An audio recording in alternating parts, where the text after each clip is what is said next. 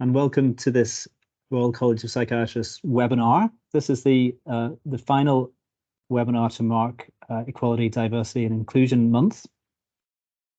And today the spotlight is on neurodiversity. So I'm Dr. Conor Davidson. I'm the college's autism champion and a general adult psychiatrist. We've got two great speakers coming up. We're going to save the questions until the end, but we'll have plenty of time for questions. So if you do have any questions, just put them in the Q&A function at the top of the screen as we go along. For those of you who may be less clear about the term neurodiversity, neurodiversity, technically it refers to the differences in brain structure and function, human brain structure and function. So in one sense, you could say we're all neurodiverse because everybody's brain is unique. But when it comes to mental health and psychiatry, we usually think about neurodiversity as people with diagnosed neurodevelopmental conditions. And the three main ones in this field are autism, learning disability or intellectual disability, and attention deficit hyperactivity disorder, ADHD. Although there's other neurodevelopmental conditions like dyspraxia, dyslexia, Tourette syndrome, and so on. And these conditions are important to psychiatry in at least three ways. So firstly, some aspects of neurodevelopmental conditions are treatable. For example, attention and concentration issues in ADHD are treatable with psychostimulant medication.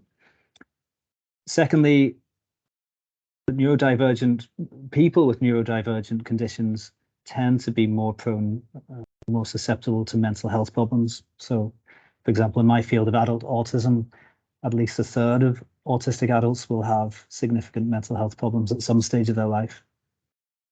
And thirdly, and this is an area which I've had more understanding of since becoming the college's autism champion, is the issue of neurodivergence in the workplace. And it's increasingly evident that we have a lot of colleagues who are neurodivergent. So psychiatrists who are autistic or have ADHD or other neurodiverse conditions. So we will look at, I think, most of those areas today. And I'm going to introduce the first speaker now, who is Verity Westgate. And Verity is patient representative for the Perinatal Quality Network. She was diagnosed as autistic after experiencing perinatal mental health problems after the birth of her daughter. And now she actively works to promote autism in a perinatal mental health context, working with both the Royal College and NHS England and her local organisation Autism Oxford. And Verity recently started a PhD looking at autistic women's experiences of community perinatal mental health teams. And Verity will be accompanied by Jackie Sangan, who's a perinatal nursery nurse in the perinatal mental health team in Oxfordshire. And she supported Verity when she was experiencing perinatal mental health problems. So I'll hand over to you now, Verity and Jackie. Thank you so much for the introduction. Could we have the first slide, please, Tabitha? Okay, so thank you so much for having me along to your webinar today. As Conor said, my name's Verity Westgate and I'm a patient representative with the Perinatal Quality Network. And I'm here with Jackie Sangan, who is a nursery nurse from the Oxfordshire Perinatal team. I am autistic and I was diagnosed whilst I was being looked after by my local community perinatal mental health team. And I've gone on to have a big interest in autism and perinatal mental health services. And as Conor said, I've just started a PhD on the topic. So our session today falls into three parts. What is autism? Autism and perinatal mental health. And then finally, Jackie and I will talk about our experiences of working together as patient and practitioner to give a real life spin on the things that we've been thinking about. So what is autism? The National Autistic Society says that autism is a neurodevelopmental disorder with difficulty with social interaction, communication, and restrictive or repetitive interests or activities. We also often think about sensory differences in autism as well. And because it's neurodevelopmental, it's something that's present from birth and not something that might go away with treatment. It's fundamental to that person. Could I have the next slide, please? So before we go any further, we should just think briefly about language and whether we say autistic person or person with autism. Over half of the people surveyed by the National Autistic Society said that they prefer to say autistic because their autism, being a neurodevelopmental disorder, is an intrinsic part of them, and they see it first rather than something which is an add-on, which is quite nicely illustrated by this little picture here. I have to say I fall into the minority of people who would probably describe themselves as person with autism. And I think I characterise that because I came to my autism diagnosis very late on, and it's very wrapped up in my mental health experiences. And to me, the autism feels like a bit of a baggage rather than something that's part of me. Can we have the next slide, please? So autism is commonly described as a spectrum condition where the level of challenges and needs between people who are autistic can vary. So until fairly recently, people thought of this spectrum as a long line continuum, with people who are high functioning at one end and low functioning at the other. However, currently people prefer to talk about levels of support needs rather than functioning, and to see the spectrum as something more multidimensional. I really like this picture, which shows so well how an autistic person might have strengths in certain areas, but have high support needs in others. And this is certainly reflective of my own experiences. Could I have the next slide, please? One thing I want to alert all practitioners to is to think autism. We know that the female presentation of autism is often very easy to miss, as women are frequently good at masking their autistic features in comparison to men, or camouflaging these autistic features in order to fit in. So all of these mental health conditions here share common features with autism, and diagnostic overlay can be a significant difficulty for mental health clinicians. However, it's really important to think about whether a woman's presenting needs might be as a result of her being autistic. Could I have the next slide, please? So as patient representative for the Perinatal Quality Network, I wanted to think about autism in this area today, in two main areas: the challenges of pregnancy and the perinatal period, and secondly, barriers to accessing care. So for many women, the perinatal period and adjusting to becoming a mother is challenging. Up to a fifth of women will experience a perinatal mental health problem, which may include depression, anxiety, OCD, postpartum psychosis, and other conditions. Women with autistic spectrum disorder can face a range of challenges that may become harder during periods of change and stress. And pregnancy, childbirth, and early motherhood can be a significant cause of stress, with particular challenges such as the sensory aspects of pregnancy, giving birth, and having a small child, disruption to routines, and needing to interact with a wide range of clinical staff over the perinatal period.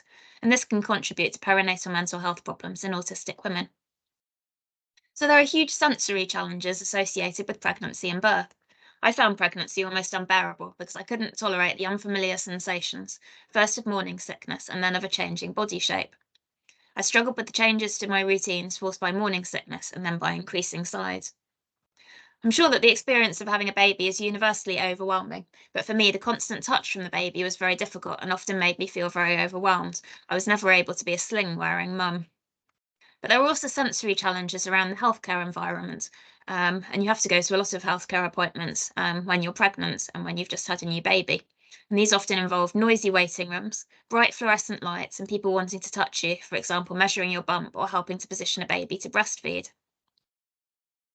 For many autistic women, routines and repetitive behaviour are significant. However, a new baby will inevitably cause disruption to routines. It might be that new routines are established, and autistic mums can be very good at getting their baby into a routine. But in the meantime, the lack of routine and predictability can be distressing and lead to a feeling of being out of control. A lack of social support is something that's highlighted often in the research for autistic women in the perinatal period, often due to difficulties with social communication. And this means that women may be unable to access peer support through attending baby groups or access services such as support with infant feeding, leaving them quite isolated at home. And there are also many barriers to accessing services for autistic women who are seeking treatment for a mental health problem. So sensory needs, as I said, may make attending appointments difficult. Communication can often be very problematic. It tends to be very neurotypical, which can lead to autistic women feeling that the information given is vague and unclear. There's a lack of continuity of care, which means that you often have to repeatedly educate staff around your needs. And because of the stigma around autism and the continued underdiagnosis of women with autism, many women will mask or hide their autism from healthcare professionals, which makes it even more difficult for them to obtain a service which meets their needs. And in one study, 3/4 of women reported receiving a negative response when they disclosed their diagnosis. So these sorts of obstacles may impact the experiences of an autistic woman accessing perinatal mental health care. So there's a nice equation that I've seen by Luke Bearden, which says that autism plus environment equals outcome. And I think that's particularly true with the perinatal period. The environment for an autistic woman changes so greatly in this time that it's not surprising that there can be negative outcomes, such as no longer being able to cope with things or increasing number of meltdowns, which often manifest themselves in mental health difficulties. Could we have the next slide, please? So now I'm going to talk to Jackie about her experiences of working with me and other autistic mothers. Hi, Jackie. Hi. So one of the things I found really helpful was having so much input from you as my nursery nurse. I felt that I just didn't know where to start with a baby, and the amount of information that's out there was overwhelming. You did so many different things to help me, and I'm just wondering if you could talk about those. Yes, of course. I remember we began by looking at the baby states, which led us on to looking at baby cues. I felt it was important to understand these as their baby's way of communicating with us. Understanding your baby's cues and being able to read things like when they're tired or hungry can help alleviate some of the guesswork and anxiety. Being able to understand what your baby is trying to tell you and how they're feeling is, I feel, really important. Learning Grace's cues allowed you to be able to tune into her needs and hear what she was trying to tell you. Doing this led us really nicely into being able to do some infant massage. Infant massage is a great way to connect with your baby, and it's something that's got nothing to do with feeding, changing, or general day-to-day care. Being able to see which state Grace was in and being able to read those cues and understand what she was trying to tell you was a really important part of our infant massage sessions. It was essential that you were able to understand when Grace had had enough and we needed to stop. One of the other benefits of infant massage is that you're in control of that touch. Touching or being touched can be quite difficult for an autistic person. The massage allowed you to be in control of this. You and Grace decided whether or not this was something you could cope with that day. Another thing we worked on was getting out and about.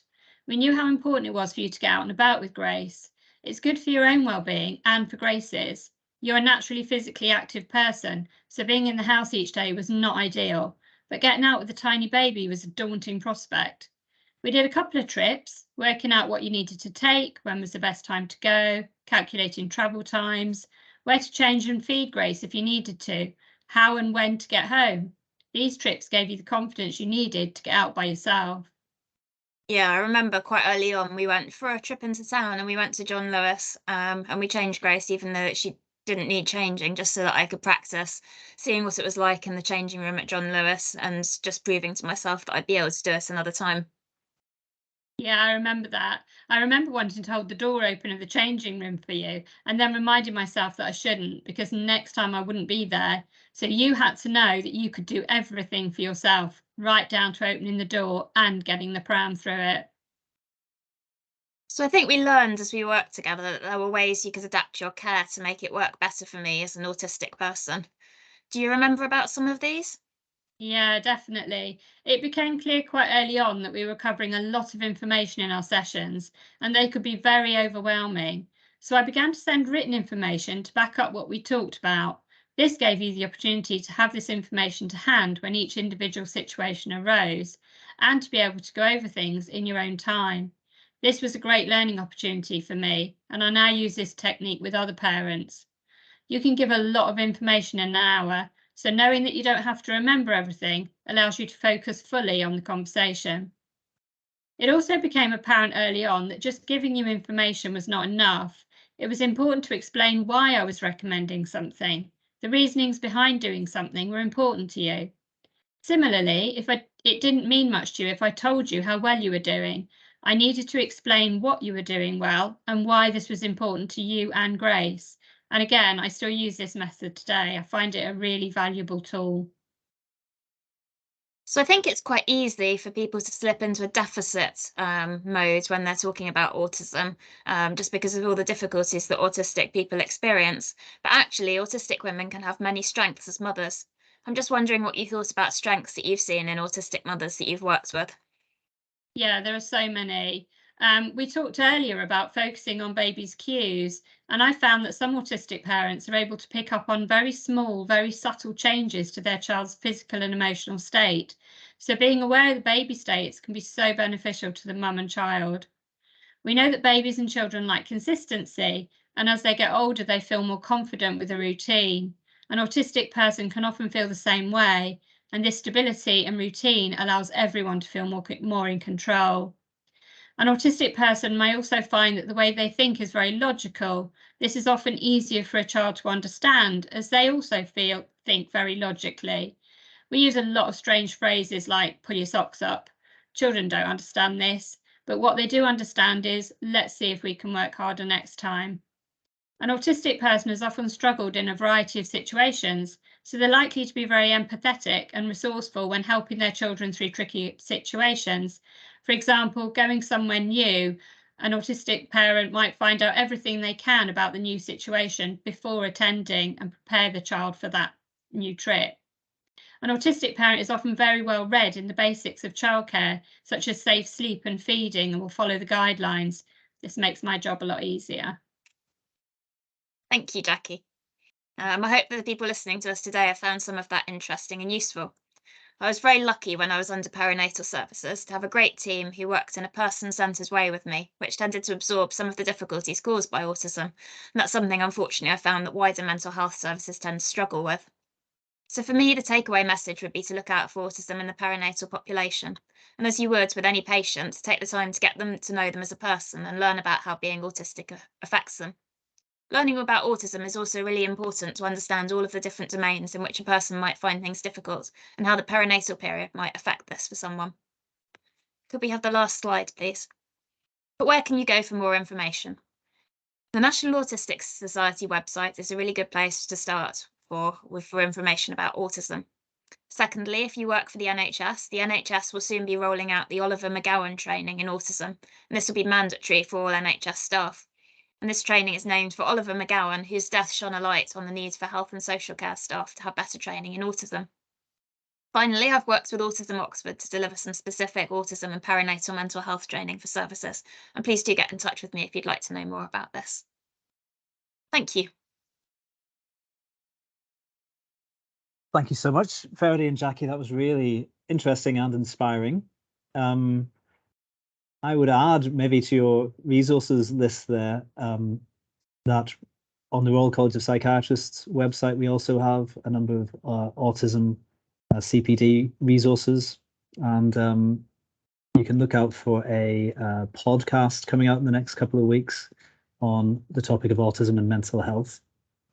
I really enjoyed your conversation at the end about working with autistic service users. And I would echo what you said, you know, in my role as autism champion, one of my big messages for all psychiatrists is that you should be alert to the possibility of autism when you're seeing patients in clinical settings, because it really is very common in psychiatric settings. And all psychiatrists need to be able to consider and implement reasonable adjustments like Jackie did, you know, giving written information, using really clear communication, giving very clear explanations and emphasizing people's strengths is all, you know, a great learning points for all psychiatrists. So thank you so much. Please continue to put your questions in the Q&A box, because we're going to have plenty of time for questions and answers at the end. But now we're going to move on to our next speaker, who is Dr. Taheel Javed. And Taheel's a specialty doctor in psychiatry. She's got experience of research and is a published author and has received awards for research and presentations. Taheel is neurodivergent herself, and she has founded and is chief executive of the Society for Tourette's, Autism and Neurodiversity. And you may recognize Taheel from the summer edition of the Royal College Insight magazine. She was featured in an article, and if you haven't seen that already, it's on the Royal College website. I'd urge you to have a look. But today, Talal is going to be talking about the visibly invisible struggles of neurodivergent staff, and she'll be providing an insight into simple measures that colleagues can take to create a nurturing and supportive work environment for neurodivergent members of staff. So I'll hand over to you now, Talal. Firstly, thank you so much, Conor, for the great introduction. I don't think I have anything to add to that. So the topic of my presentation today is, Can You See Me? And which will hopefully offer a brief but a humble insight into a visibly invisible dimension of strengths and struggles. You and Verity have described neurodivergence beautifully in your talklet previously. But for the purpose of my presentation, I will take neurodiversity or neurodivergence as neurodevelopmental difficulties or differences in thinking and functioning patterns of the brain, or simply put, human neurocognitive variation, including but not limited to conditions like ADHD, Tourette's, autism, dyslexia, in the context of a workplace environment.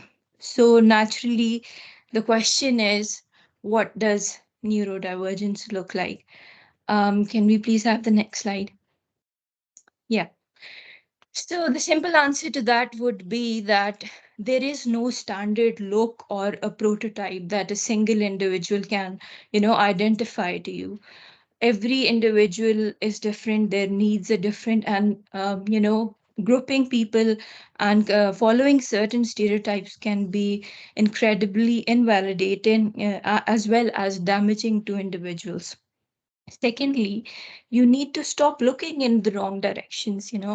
Some of us may stand out from our neurotypical colleagues, but some of us have masked and camouflaged for most of their lives due to associated stigma, fear of dismissal, and what we term as reactive disclosure.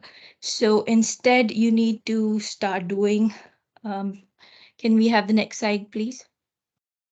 Yeah, instead we need to focus on nurturing and supporting by start looking within and around, like Conor mentioned earlier, many of the psychiatrists and other doctors are known to be autistic or have some form of neurodivergence. So that's the first step. Secondly, start off by listening instead of hearing, and that too, hearing out to actually hear out, not just to respond. And then set positive examples to build and support role models, considering the impact of intersectionality. And once you start doing that, you'll start noticing a pattern of both strengths and struggles. Can we have the next slide, please? This is a table taken from Professor Doyle's study. We'll have a look at it in detail in a better illustrated form. Can we move to the next slide, please? Yeah, so the question is, why care? Before going into the stats, I'd like Tabitha to please go to the next slide. I've put this here today not to claim by any means that Dr. Kumar was ND. I did not know her personally, but merely to acknowledge the loss of a precious life of a colleague who, according to her peers, was brilliant, gifted, and had a lot of potential. And also to acknowledge that, yes, we're doing a lot in terms of mental health for doctors, but we definitely need to do more. Can we have the previous slide, please, Tabitha? Yeah. Coming back to the slides, another reason why we should care is based on different studies, between 50 to 20% of the population is neurodivergent in one way or another. That means 1 in 7 of us. So the sheer number is a lot. Secondly, we need to look out for vicious cycle.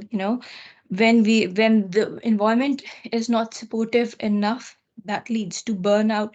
Burnout leads to increase in mental health issues, which leads to unemployment and physical health issues. And it just gets more and more difficult. You're just stuck in that cycle. So we need to be aware of that. Secondly, loss of talent. If you're active on social media, you may have noticed a certain trend, specifically amongst doctors and other professionals, that they're switching professions, which is sad because we need to be able to value that talent and take active measures to hold on to that. Can we have the next slide, please? The next, please. Okay. Now coming to the positives.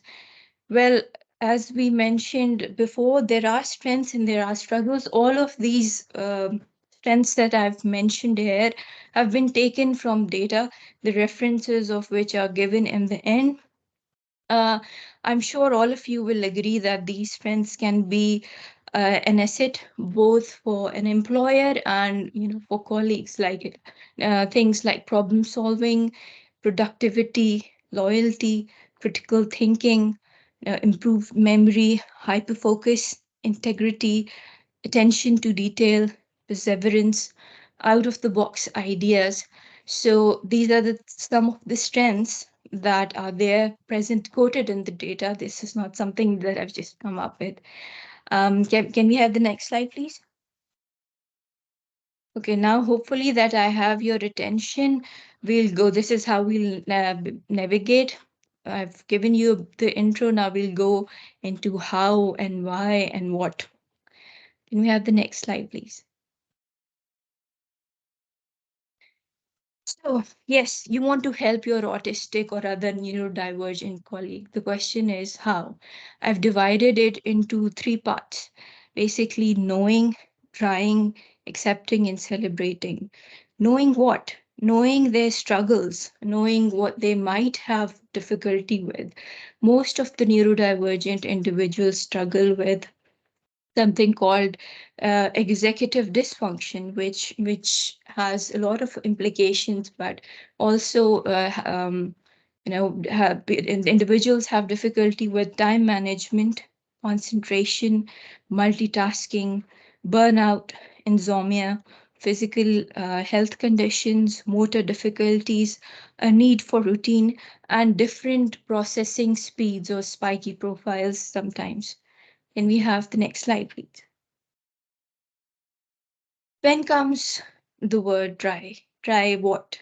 Basically, try to understand that the world you live in and the world you see might be different from somebody else's.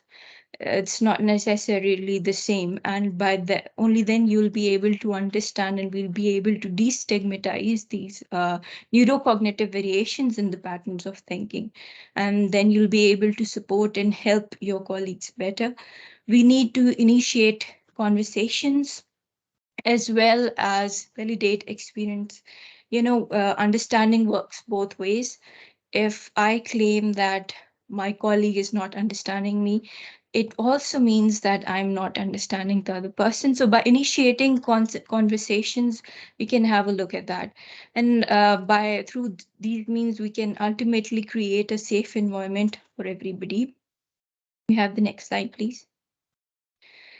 Celebrating and accepting is a win for all. Firstly, it fosters respect and normalizes respectful disagreements or agreeing to disagree. You might not agree with my perspective, but it should not stop you from empathizing with me or my situation. Coming to the financial aspects, as per US Job Accommodations Network, 59% of the common adjustment types cost nothing for the employer. According to Harvard Business Review, certain neurodivergent conditions can bestow special skills in pattern recognition, memory, or mathematics, and can be an asset for neurodivergent colleagues. Another case study done by JP Morgan and Chase found out that autistic employees were 48% faster and up to 98% more productive than their non-autistic counterparts. Can we have the next slide? Yeah, and if you do that, we might even exceed your expectations by bringing out of the box ideas, going out of the way both in professional and social settings, and achieving targets on incredibly short deadlines. Can we have the next slide, please? Yeah, but while celebrating, we need to be careful to look out for the burnouts. Most of us, or many of us, may have associated physical health needs like autoimmune diseases, connective tissue disorders, cardiovascular disorders. So, along with celebration, we need to look out for the burnout because many of us, while masking, spend a lot of time trying to prove ourselves, and burnout is unfortunately very common. We have the next slide, please. One of the ways of doing that is, creating NDs and neurodivergent support groups within the workplace.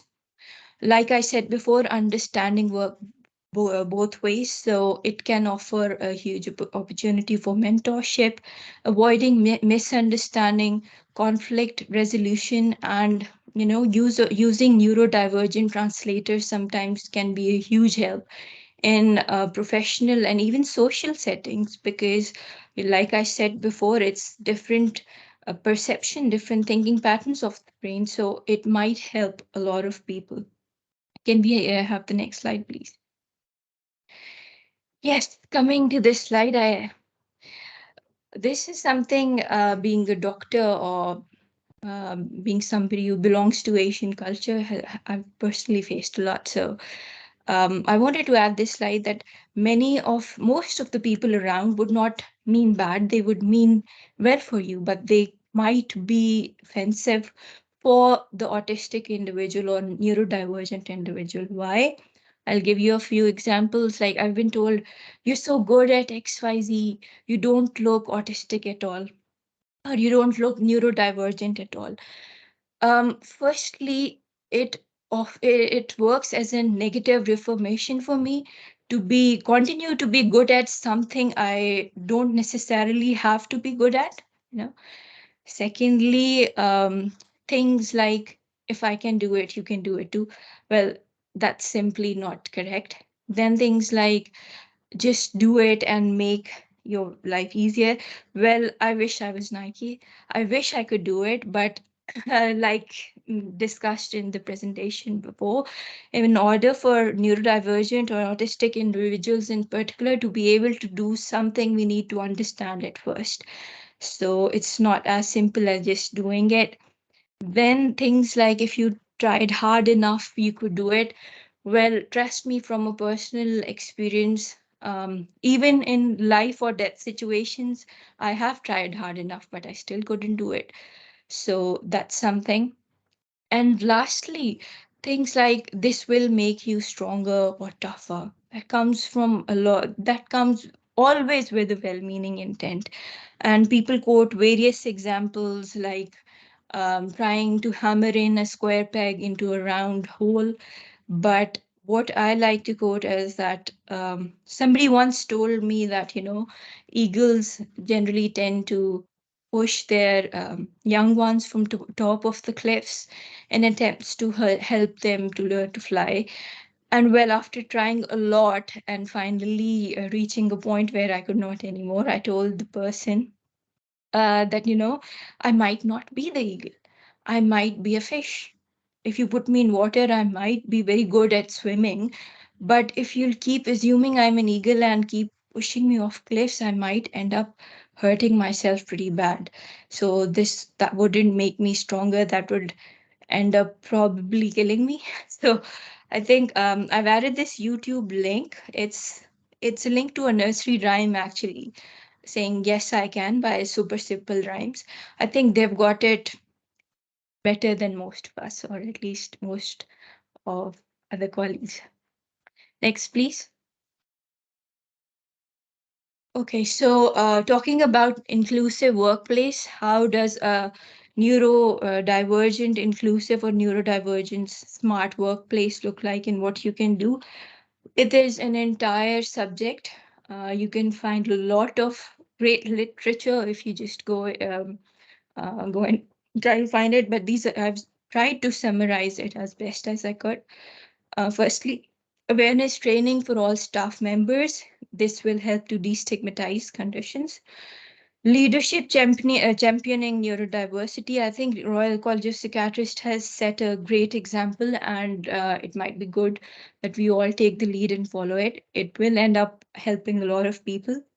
Then building a culture of constructive criticism. A lot of us want to educate each other about our perspective, but we need to remember that while educating, we should not belittle somebody. There's a difference between both. Then acknowledging feedback and adapting according to it. Like mentioned earlier, everybody has different needs, and workplaces need to be smart about it and adapt to, individual and some universal needs that would support its staff. Then supportive working conditions like managing sensory overload, um, introduction of equipment, assistive technology, flexible working hours, clear instructions, and sending training materials in advance. These are some of the things that you can do to help support your neurodivergent colleagues. Then language matters. If there would be one thing, I would say language matters a lot in both written and verbal communications. Even applying for jobs, for example, or the fact that we don't have data about our neurodivergent colleagues. It might be because of the fact that many of us do not want to be identified as disabled, but yet in every job application that I see, or most of them, there is just that one column of do you consider yourself disabled? And I don't. So I click no. But that can lead to, wrong data. So we need to look into that. And then another suggestion is executive functioning coaching, workplace coaching to focus on areas such as planning, prioritization, organization skills using workplace psychology. So these are some of the things that you can do, but not all. Can we please have the last slide? That's it. If I were to acknowledge and thank everybody on this slide, I can literally give a presentation of each of these individuals, but since I have to keep in mind of the time as well, I think that would be all. Thank you. I would just like to extend a huge thanks to them and to you for a patient hearing. Thank you. Thank you, Talal. Another great talk, and it really kind of fits in well with the work we're trying to do in the Royal College, both to promote autism awareness and awareness of neurodiversity amongst psychiatrists, but also to improve working conditions, if we can, for members and trainees who are neurodivergent. Okay, so we now have 20 minutes or so for questions. I think the format of the question and answers has changed slightly, so I'm hoping that we're going to be presented with a selection of questions from the audience. Yeah, here we go. Okay, this is one for the whole panel, really. What do you feel about current UK mental health provision for autistic people, and what should or could be done differently? Okay, well, I'll come to all of you in a second, but just to say from my point of view, there was a recent editorial by Will Mandy, who's a leading autism researcher in the UK, and he's described this as a crisis. He says it's a paradox that autistic people are way more at risk of mental health problems, but they struggle to access mental health services, and there's not enough sort of adjusted mental health services for autistic people with mental health problems. So I think it's certainly a very live issue. Why don't I come to you first, Talal? Do you have any thoughts on this? Well, I agree with you on that, Conor. I think it's a time and again I've mentioned in various settings that this is something we seriously need to look into, because we are losing lives every single day. And we need to be able to do something about that. I'm very positive about the Oliver McGurgan training that Verity mentioned earlier on. But within the healthcare systems as well, we need to introduce more training to combat that issue. Yeah. And Verity? As a patient, I've had very mixed experiences of mental health services as a person with autism. So before I became pregnant, well, actually, before I became pregnant, I wasn't under services, but I had been under services previously, and the autism was never spotted by anybody, even though I had some quite intensive CBT and I had a care coordinator. So that's clearly not a great thing. I had a great experience with perinatal mental health services. They're just able to be so much more flexible, I think, in their thinking around mums and so on. So that really works well for me. I didn't have a diagnosis the whole time that I was under the service, but they were prepared to act as if I did have the diagnosis. Subsequently, I was discharged from perinatal mental health services and I accessed some support privately. But then I became unwell about a year after I was discharged and I got referred back into mainstream mental health services. And honestly, the experience was absolutely appalling. And as you say, Taheel, it put my life at risk on probably 2 occasions, and that is just appalling. I'm really lucky that in my trust we have something called a reasonable adjustments team, and they exist to advise clinicians on the different sorts of adjustments that might be needed for somebody who has autism or a learning disability. And they're supposed to work with the clinicians to support the clinicians to support the autistic person. But my experience was so bad that they gave up on trying to support the community mental health team, and they took me onto their caseload instead. Which was amazing. And getting person-centered, autism-centered care from them has been really good. And since then, they've been able to expand the team. They've had extra funding for more people, and so they're able to support more autistic people in that way. I could say more things about hospital admissions and so on, but I think I've probably said enough. Yeah, I'd like to know more myself about the reasonable adjustments team. That sounds brilliant. Verity, I might get in touch you afterwards. Afterwards. Okay, and Jackie? Yeah, I think one of the things that we learned from working with Verity was that to ask that question. If we'd never talked about it with Verity, we would never have been able to go forward and get that diagnosis for her. So I think it's not to be afraid to ask that question. And also, just going back to what you were saying, Talal, about listening, really listening, taking notice of what people are doing, really notice what that person you're with is doing. And I agree, more training for all staff. Every staff that is working in the community needs more training. Yes, listeners or viewers to the webinar can look out for CPD through the Royal College. So we do run conferences quite regularly on autism and other neurodevelopmental conditions, and we are looking to expand the CPD offer as well, because training is so important. And as you were saying, Verity, just identifying autism in mental health settings is so common. About 1 in 10 inpatients are autistic, but often it goes unrecognized, sometimes goes unrecognized for years, and people end up with misdiagnoses or inappropriate treatments, or reasonable adjustments aren't made, and it really has a big impact on patients' lives. I feel very cross that it wasn't spotted earlier, actually, because I spent 2 years under services. I had some really intensive CBT, and the CBT didn't work for me because the psychologist didn't recognise that I was autistic and struggling to engage with that. And I feel kind of frustrated about like waited kind of so long for that CBT and then it didn't work, and I feel anxious that I wasted all of those NHS resources on giving me a therapy that just wasn't fit for purpose. Yeah, and your experience, unfortunately, isn't uncommon. Exactly. Verity, yeah.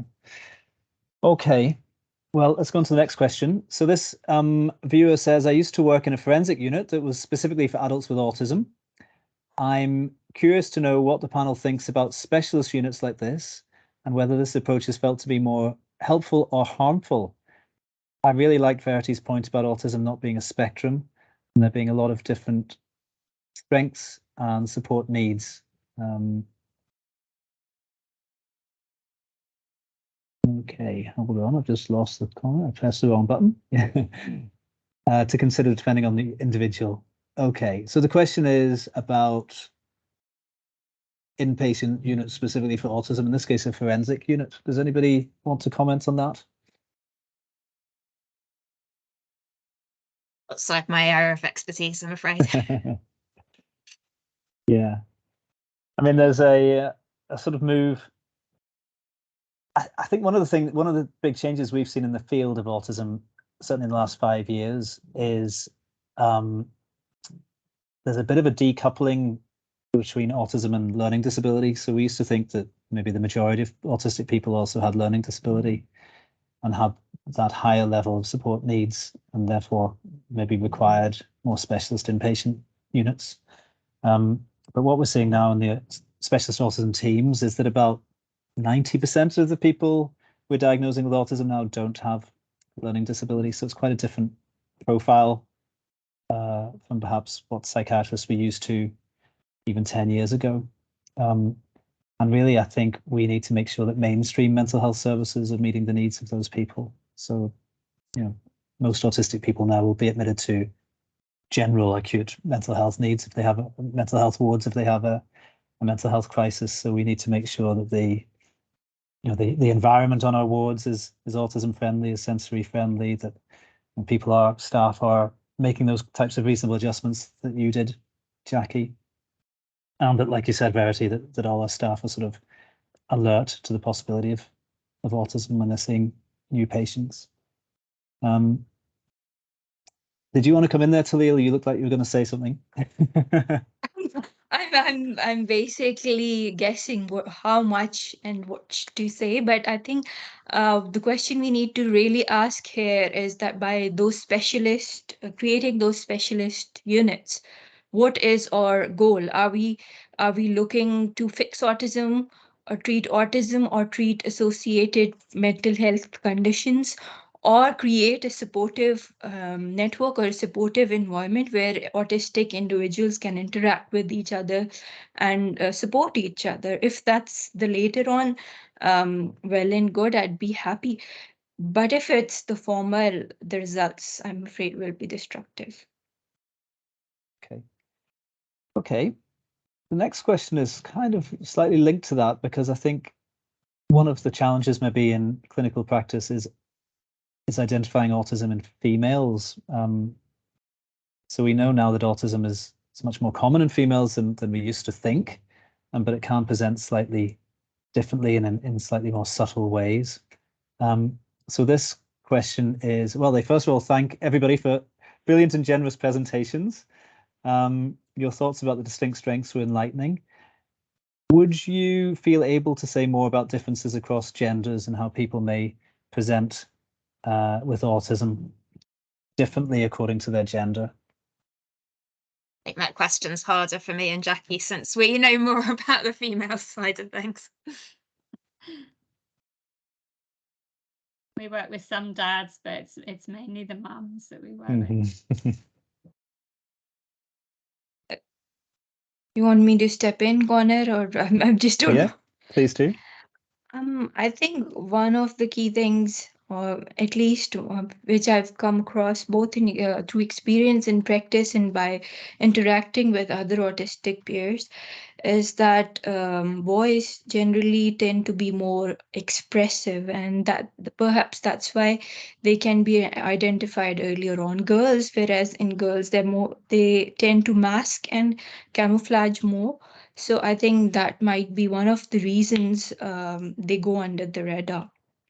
Other than that, like the blog I wrote for I think for the Autism Champions Day or something, I think if anybody's interested to I try to give a perspective from a girl's view specifically, so it might be good to go and have a read of that. But yeah, I think girls tend to be more subtle. Yes, Talal, your blog's available on the Royal College website. If you go to blogs and search for autism, you'll find that. And you'll also find my blogs as well, my Autism Champion blogs. Yeah. Okay. Let me see. The next question is about reasonable adjustments. And I've often wondered what type of reasonable adjustments are available for employees with ADHD, as challenges at work are often to do with deadlines, burnout, and completing tasks. What would reasonable adjustments look like for these individuals? Talal, do you want to tackle that one? Yeah, like I said before, you know, if we are talking about specifically ADHD, we could look into a lot of things like equipment, you know, or workplace psychological coaching to manage executive dysfunction, time management, and things like that. Other than that, you know, a distraction-free environment or sometimes the use of 2 screens can be incredibly helpful. But like I mentioned earlier on that every individual with spectrum condition is different. So when talking about, I've given a brief overview of the adjustments in the presentation already, but working on the specifics would be something you'll have to work with your occupational health team and see what works best for you. For example, talking about flexible working hours, for somebody it might be incredibly helpful, but for somebody who has like me, who is autistic, if you give me flexible working hours, I'll be devastated. I need to have a fixed routine. So I think it varies from individual to individual. Okay. Okay. The next question is, well, the viewer says, fantastic presentations. Thank you all. I'm autistic myself, and it's always so affirming to hear experiences of others, especially women. I work in research for Mind, the mental health charity. My question is, we know that research around neurodivergence and mental health has a long way to go. What do you see as the priority areas for research currently? So I'll throw this open to the whole panel. So I don't know if the questioner has come across the James Linds Alliance, but they're an organisation that works with different groups of people with different sorts of conditions, and tries to develop priorities for research. So I saw your question, I was just reminding myself of the autism top 10, and the number one priority as decided by autistic people and their carers and so on, is which interventions improve mental health or reduce mental health problems in autistic people, and how should mental health interventions be adapted for the needs of autistic people. And I just think that's really important. I think mental health is a really big priority area. As we know, so many people who are neurodivergent do really struggle with their mental health. Obviously, as you know, I've just started a PhD, so I think a very important priority is around community perinatal mental health teams. There's been a lot of research into that, but not around autism specific needs and so on. And I think that's still an area that there's a lot of work to be done in. Great. Does anybody else want to comment on that question?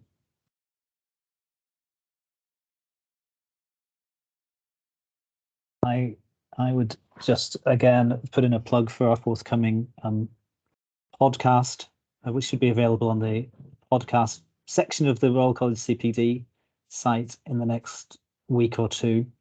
Because on the podcast we have a couple of guests, including James Cusack, who's the CEO of Autistica, which is the main autism research charity, and he speaks about the research priorities in this area. And we also have Dheeraj Rai, who is the chief investigator of the Strata study, which is looking at whether sertraline versus placebo works for anxiety in autistic adults, because we've got a real dearth of well-designed randomized controlled trials in this area. So it's really encouraging that they're starting to sort of come online, and we should have the results of Strata and others over the next year or two. Okay, and finally, I think we've got time for just one last question. So all the panel, you mentioned the huge need to address stigma.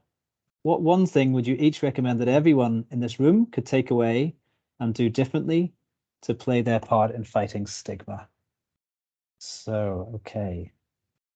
I'll come to you, Jackie, first. Again, I go back to that, you know, being open when you're talking to people, don't be afraid to ask that question. Don't be afraid to ask them about the way that they work, what works best for you.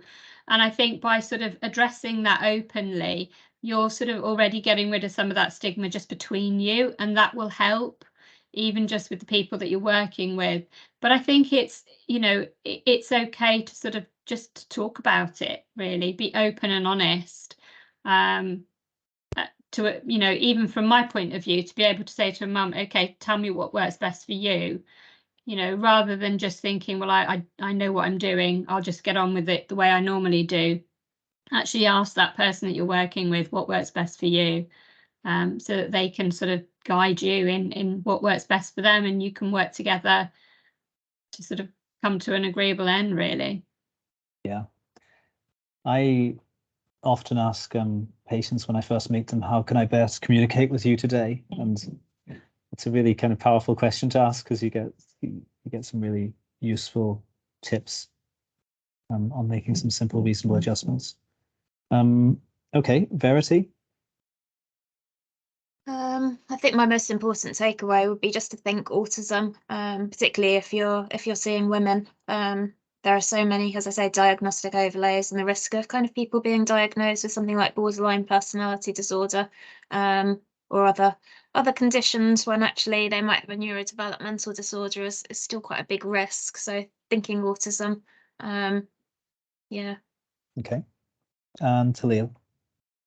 Well, Conor, I'd like to say that first of all, we need to educate ourselves and then initiate conversations. I think that's the most important element, not just in our workplaces, but in our societies, in our communities.